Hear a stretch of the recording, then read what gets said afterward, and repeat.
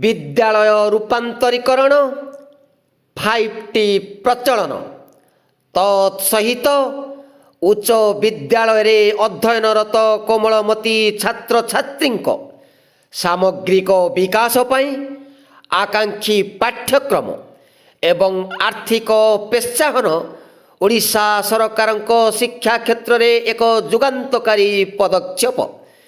एथिपाई पंचायत उच्च विद्यालय भनसुली ब्लॉक कोटपाड़ जिला कोरापुट ओडिशा सरकार को जनाऊँची सश्रद्ध सम्मान।